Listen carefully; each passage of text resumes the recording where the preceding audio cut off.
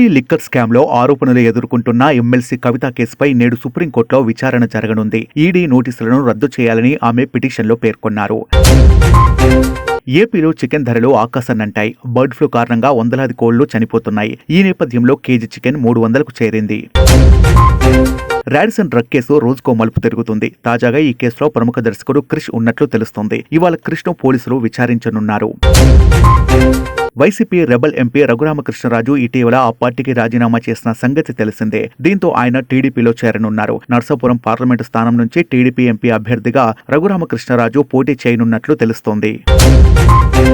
ఆఫ్రికాలోని మాలీలో జరిగిన బస్సు ప్రమాదంలో 31 మంది మృతి చెందారు. గత రాత్రి కెనీబా పట్టణంలో బ్రిడ్జిపై వెళ్తున్న బస్సు అదుపు తప్పి నదిలో పడిపోయింది. బస్సు డ్రైవర్ నిర్లక్ష్యం కారణంగానే ఈ దుర్ఘటన జరిగినట్లు అనుమానిస్తున్నారు.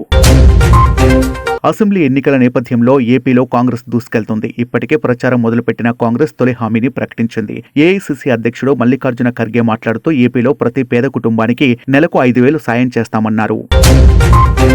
వివేక హత్య కేసులో అప్రూవర్గా మారిన దస్తగిరి తనకు ప్రాణాపాయం ఉందని సీఎం రేవంత్ రెడ్డికి మొరపెట్టుకున్నాడు. జగన్ ప్రభుత్వం నుంచి ప్రాణహాని ఉందని భద్రత కల్పించాలని తెలంగాణ సీఎం రేవంత్ రెడ్డికి దస్తగిరి విన్నవించాడు.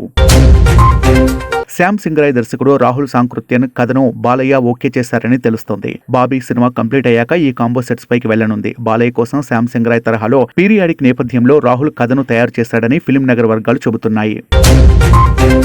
మహిళల ప్రీమియర్ లీగ్ 2వ సీజన్లో ఆర్సీబీ వరుసగా 2వ విజయం సాధించింది. మంగళవారం జరిగిన పోరులో బెంగళూరు 8 వికెట్ల తేడాతో గుజరాత్ జెయింట్స్ను చిత్తు చేసింది. తెలుగు రాష్ట్రాల్లో బంగారం ధరలు తగ్గుముఖం పడుతున్నాయి. 10 గ్రాముల 22 క్యారెట్ల బంగారంపై రూ. 10 తగ్గి 57,590కి చేరింది. అలాగే 10 గ్రాముల 24 క్యారెట్ల బంగారంపై రూ. 10 తగ్గి 62,830కి లభిస్తుంది. ఇక కిలో వెండిపై 100 తగ్గి 75,400 వద్ద ట్రేడ్ అవుతుంది.